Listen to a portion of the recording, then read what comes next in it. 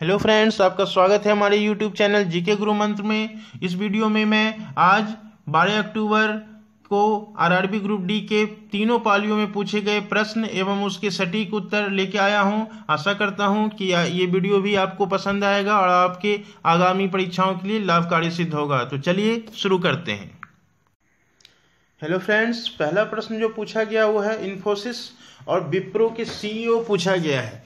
ठीक है, इन्फोसिस के सीईओ हैं सालिक पारेख और विप्रो के सीईओ हैं आबिद अली नीमचवाला। ठीक है, सलील पारेख और आबिद अली नीमचवाला क्रमशः इन्फोसिस और विप्रो के ये सीईओ हैं। सबसे पुराना वेद पूछा गया कौन है, तो सबसे पुराना वेद है ऋग्वेद। फोर्थ ग्रुप में कितने मेटल होते हैं, फोर्थ ग्रुप में 13 मेटल होते हैं। चौथा प्रश्न पूछा गया कृषि से संबंधित एमएसपी का विस्तारित रूप क्या है। एमएसपी अभी हाल ही के दिनों में काफी चर्चा में रहा था। एमएसपी का फुल फॉर्म पहले मैं बता देता हूँ, मिनिमम सपोर्ट प्राइस।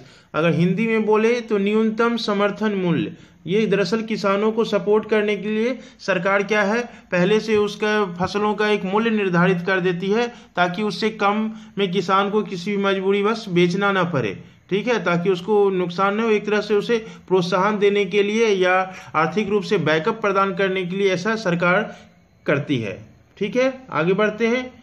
जियो लाइफ टाइम अचीवमेंट पुरस्कार किसे दिया गया है, तो जियो लाइफ टाइम अचीवमेंट पुरस्कार माला सिन्हा और बप्पी लहरी को दिया गया है। बिंटेक्स युद्धाभ्यास किसके बीच होता है, तो बिंटेक्स युद्धाभ्यास जैसा नाम से ही है वियतनाम और भारत के बीच होता है।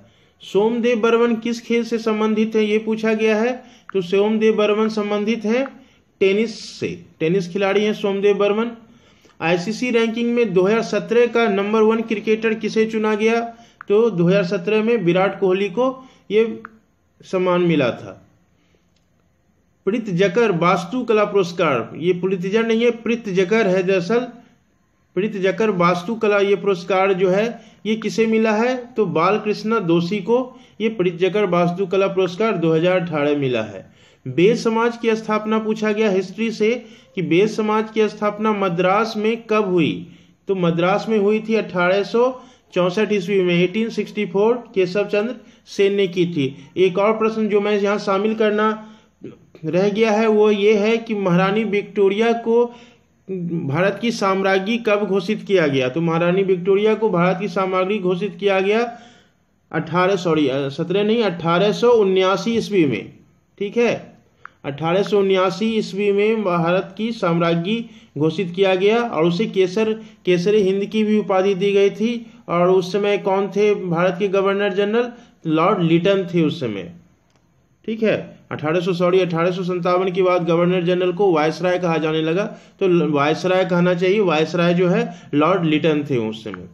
Brand ambassador of educate girls, ठीक है, महिलाओं को पढ़ाने के लिए, लड़कियों को पढ़ाने के लिए ब्रांड एम्बेसडर किसे बनाया गया है, उसे प्रेरणा देने के लिए कैटरीना कैफ को बनाया गया। इस तरह से ये प्रश्न था, एग्जैक्ट प्रश्न नहीं मिल सका, मतलब ऐसा ही कुछ प्रश्न था। ये पूछा गया अरुंधति राय को कब बुकर प्राइज मिला, तो अरुंधति राय को 1997 में बुकर प्राइज मिला था। काफी पुरानी बातें हैं, ठीक है, फिर भी आपको जानना चाहिए क्योंकि बहुत ज्यादा भारतीय नहीं है जिनको बुकर प्राइज मिला है। क्षार का पीएच मान क्या होता है, तो क्षार का पीएच मान जो 7 से अधिक होता है वो क्षार की श्रेणी में आते हैं और 7 से जो कम होता है वो अम्ल की श्रेणी में आते हैं। आगे बढ़ते हैं, किस ग्रुप में नॉन मेटल है, तो 7वां ग्रुप में जो है जिस हैलोजन ग्रुप होता है वो नॉन मेटल कहलाते हैं। ठीक, उसमें सारे जो हैं तत्व वो सारे नॉन मेटल हैं। कौन सा तत्व कमरे के तापमान पर द्रव अवस्था में होता है, तो गैलीनियम और सीजियम दो ऐसे तत्व हैं जो कमरे के तापमान पर द्रव अवस्था में है। उसे आप हाथ में लेंगे तो वो पिघल जाएगा, आपके शरीर के तापमान से भी वो पिघल जाएगा। त्वरण की इकाई, ये रिपीटेड प्रश्न है। त्वरण की इकाई क्या होती है, तो मीटर पर सेकेंड स्क्वायर होती है त्वरण की इकाई। तार की लंबाई को दुगना करने पर प्रतिरोध पर क्या प्रभाव पड़ेगा, दो अलग अलग शिफ्टों में दो अलग अलग प्रश्न पूछे गए हैं। सेम प्रश्न को घुमा के। पहला में पूछा गया तार की लंबाई को अगर दुगना कर दें तो प्रतिरोध पर क्या प्रभाव पड़ेगा। तो हम जानते हैं कि तार की लंबाई को दुगना करेंगे तो प्रतिरोध चूंकि डायरेक्टली प्रोपोर्शनल होता है तो प्रतिरोध भी दुगना हो जाएगा। दूसरे शिफ्ट में ये पूछा गया अगर धारा को दुगना कर देंगे तो प्रतिरोध पे क्या प्रभाव पड़ेगा। तो धारा को दुगना करने से ये जस्ट उल्टा हो जाता है, प्रतिरोध घट जाएगा। ठीक है, इसलिए कभी ज्यादा दूरी तक अगर करंट को भेजना होता है तो उच्च वोल्टेज का करंट भेजा जाता है। सोडियम की संयोजकता और उसमें संयोजी इलेक्ट्रॉन की संख्या पूछा गया है। दोनों एक ही प्रश्न पूछा गया तो संयोजकता भी एक होती है और संयोजी इलेक्ट्रॉन की संख्या भी एक ही होती है। अवतल दर्पण के फोकस पर रखी वस्तु का प्रतिबिंब कहाँ बनेगा। इससे दो प्रश्न पूछे गए हैं ये अवतल दर्पण से। अवतल दर्पण के फोकस पर रखी वस्तु का प्रतिबिंब कहाँ बनेगा तो अनंत पे बनेगा। ये आप ध्यान कर लीजिए, अवतल दर्पण से बहुत सारे प्रश्न बनेंगे। ठीक है, तो आगे की परीक्षाओं के लिए वो भी आप देख लीजिए। हाइड्रोजन और हीलियम किस आवर्त में रखा गया है। तो हाइड्रोजन और हीलियम को प्रथम आवर्त में रखा गया है। बहुत से ऐसे प्रश्न थे, मैं फिर बता देता हूँ आसान से सारे प्रश्न जिनको मैंने नहीं लिखा मैं बोल के बता देता हूँ। जैसे लाल ग्रह पूछा गया है कि लाल ग्रह किसे कहते हैं। तो लाल ग्रह मंगल को कहते हैं, ये पहले भी पूछा गया था, आज भी पूछा गया है। सबसे पुराना वेद पूछा गया है कौन है। तो यजुर्वेद सबसे पुराना वेद है। गुजरात के सीएम पूछे गए हैं। न्यूटन का तीसरा नियम पूछा गया है, क्रिया के बराबर विपरीत प्रतिक्रिया होती है। तो ये सारे आसान भी प्रश्न हैं और बार बार रिपीट हो रहे हैं। F बराबर ma, F बराबर ma तो पेटेंट हो गया है, एकदम जान लीजिए। F बराबर ma हर परीक्षा में पूछा जा रहा है, ये भी आज इस पे आधारित प्रश्न पूछे गए हैं। ठीक है, और कुछ हैं, लाल ग्रह हो गया। हाँ, एक और हल्का सा प्रश्न है कि भारत में वोट देने का अधिकार किस आयु में प्राप्त होता है। मतलब किस आयु के लोग वोट दे सकते हैं। तो 18 वर्ष। ये भी बहुत ही आसान प्रश्न था। और एक और दो पालियों में अलग अलग प्रजनन से संबंधित प्रश्न पूछे गए हैं। एक में पूछा गया कि एक मेल और फीमेल जो है सेक्स के लिए किस आयु में तैयार होते हैं। तो युवावस्था, बाल्यावस्था, वृद्धावस्था, इस तरह से था। ठीक है, तो वो युवावस्था में ऑब्वियसली। एक और इसी तरह का प्रश्न पूछा गया है कि प्रजनन जो है किन जातियों में होता है। समान जातियों में होता है, दो विभिन्न जातियों में हो सकता है। इस तरह का प्रश्न भी पूछा गया था। ठीक है, और भी जो भी प्रश्न और मुझे अभी दिखेंगे मैं आपको बता दूंगा। जो रिपीटेड प्रश्न है उनको मैंने शामिल नहीं किया है। धारा का मान बढ़ जाए तो प्रतिरोध पर क्या प्रभाव पड़ेगा। तो धारा का मान पड़ेगा तो प्रतिरोध मैंने बता दिया घट जाएगा। लोकटक झील कहाँ है। तो लोकटक झील है मणिपुर में। स्वामी विवेकानंद हवाई अड्डा को बेहतर ग्राहक सेवा के लिए कौन सा स्थान मिला है। ठीक है, कस्टमर सेटिस्फैक्शन के लिए तो वो प्रथम स्थान मिला है। ठीक है, त्वरण की इकाई मैंने बता दिया। यांत्रिक ऊर्जा, गतिज ऊर्जा से संबंधित प्रश्न पूछे गए हैं।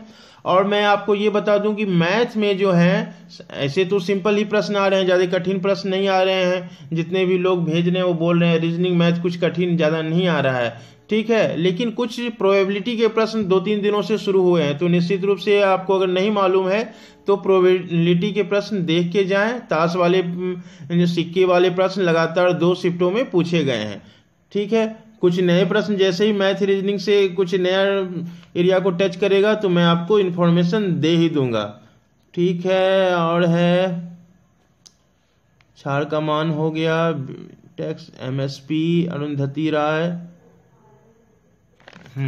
आगे बढ़ते हैं। वित्त सचिव पूछा गया है कौन है। तो हसमुख अधिया है वित्त सचिव। इंडियन आइडल्स 2018 के विजेता कौन है। तो सौम्या चक्रवर्ती है। व्यास सम्मान 2017 किसे मिला है। तो व्यास सम्मान 2017 मिला है ममता कालिया को।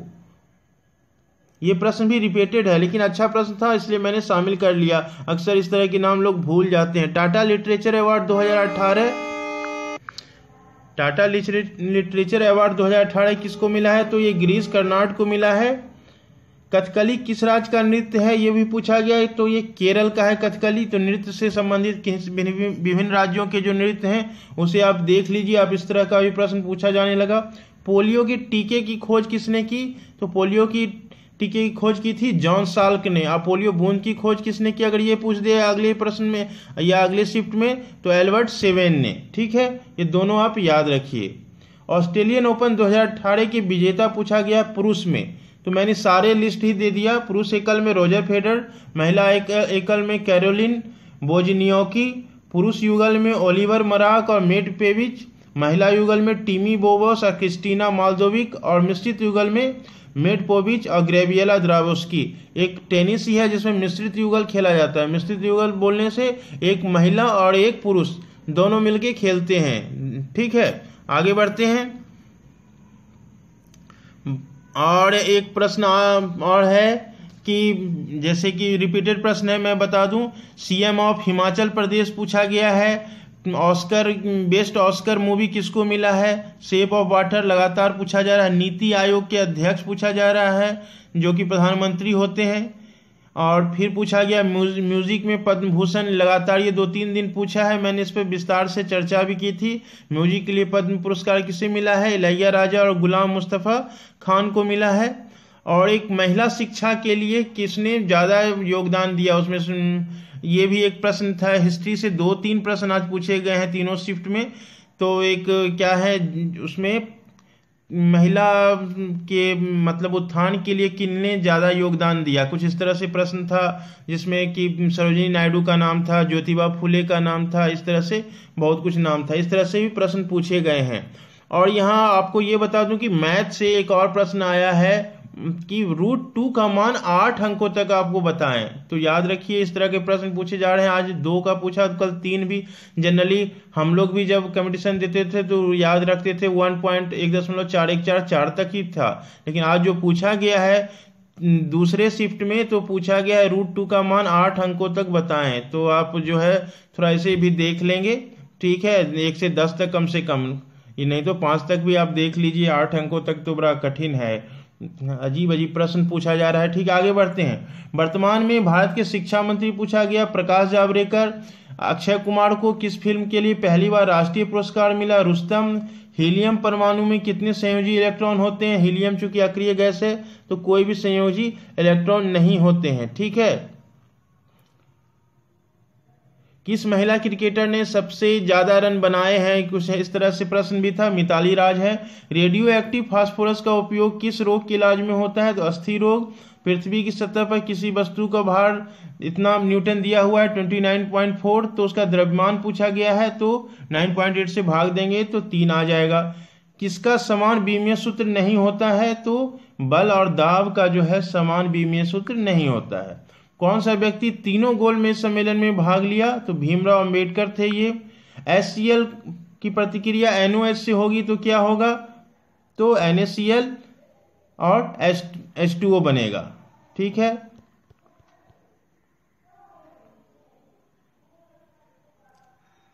दूध का pH मान पूछा है तो 6.4 होता है। लेड यानी शीशे का परमाणु संख्या कितनी होती है? तो परमाणु संख्या 82 और परमाणु भार 207 होता है। उच्चतम गुणन का नियम, लॉ ऑफ मैक्सिमम मल्टीप्लिसिटी, किसने दिया? तो हुंस ने दिया था। हुंस लॉ भी इसे कहते हैं। मैंने बता ही दिया था, इसकी व्याख्या मैंने पहले ही कर दी है। सोडियम कार्बोनेट में जल के कितने अणु होते हैं? तो जल के 10 अणु होते हैं। Na2CO3 10H2O। 10H2O याद रह गया तो याद रह जाएगा। न्यूलैंड के अष्टांग नियम वर्गीकरण में अगर लिथियम के बाद 8वां तत्व क्या आएगा? तो लिथियम के बाद 8वां तत्व सोडियम आएगा। सोडियम Na कैपिटल लिखा गया है, इस तरह से नहीं लिखा जाता है जनरली। पहला कैपिटल लिखा जाता है, दूसरा स्मॉल लिखा जाता है। ये भी आप ध्यान रखें। हालांकि डिस्क्रिप्टिव एग्जाम तो है नहीं, इसलिए उतना टेंशन की कोई बात नहीं है।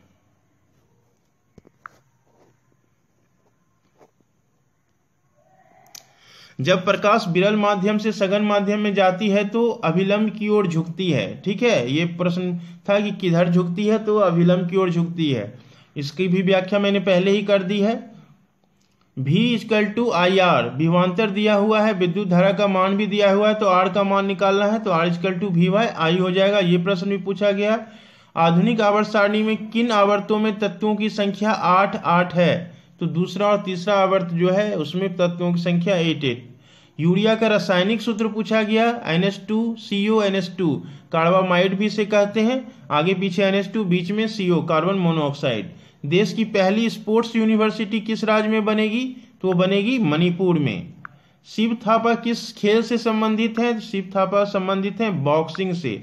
अर्थवायर किस रंग का होता है? तो अर्थवायर हरा रंग का होता है, जो कि हमारे महत्वपूर्ण उपकरणों को बचाने के लिए तीसरा वायर अर्थवायर दिया जाता है। एक ठंडा गर्म जिसे कहते हैं पॉजिटिव निगेटिव, और तीसरा ग्रीन होता है, वो अर्थवायर होता है। फुटबॉल में ध्यानचंद पुरस्कार 2017 से किसे सम्मानित किया गया? सैयद शाहिद हकीम। सांस्कृतिक मंत्री हमारे कौन है? तो महेश शर्मा जी हैं। किस देश के पीएम भारतीय मूल के हैं? तो मॉरिशस के प्रविद जगन्नाथ जो हैं वो भारतीय मूल के हैं। चेयरमैन ऑफ एनसीईआरटी पूछा गया है, तो हरिकेश सेनापति हैं। फ्रेंच ओपन 2017 के मिक्स डबल के विजेता, तो मिक्स डबल के विजेता हैं रोहन बोपन्ना और गैब्रिएला डोब्रोस्की, और राफेल नडाल उसके विनर हैं सिंगल के।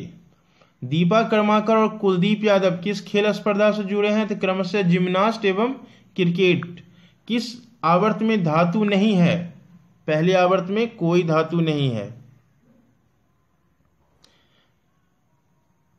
प्रमस्तिष्क कहाँ होता है? तो प्रमस्तिष्क होता है मस्तिष्क के अगले भाग में।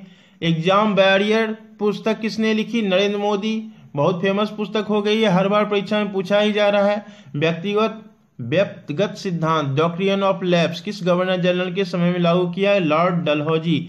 लगातार देखिए वायसराय और क्या कहते हैं उसे, वायसराय और या गवर्नर जनरल से संबंधित प्रश्न जो है पूछे जा रहे हैं। आज भी पूछे गए हैं, 2 आज प्रश्न पूछे गए हैं। तो निश्चित रूप से आप गवर्नर जनरल वायसराय से संबंधित जो भी महत्वपूर्ण घटनाएं रही हों उसे आप देख लीजिए। तो आज की तीनों शिफ्ट में पूछे गए ये प्रश्न थे, जो कि आपकी आगामी परीक्षाओं के लिए भी लाभदायक सिद्ध होंगे। और भी कुछ जो बहुत ही आसान रिपीटेड प्रश्न थे मैंने उसे नहीं शामिल किया है, फिर भी मैंने बोल के बहुत सारे प्रश्नों को आपको बता दिया। ठीक है, तो जैसे जैसे जो भी परीक्षा के पैटर्न में चेंज आएगा मैथ में, रीजनिंग में, मैं उसे आपको अवगत कराता रहूँगा। अभी फिलहाल रीजनिंग तो वही चल रहा है, मैथ में कुछ 1-2 प्रश्न की नई शुरुआत हुई है, इसलिए मैंने उसे बता दिया। तो आशा करता हूँ ये वीडियो आपको अच्छा लगा होगा। अगर अच्छा लगे तो लाइक करें, शेयर करें, कमेंट करें। धन्यवाद।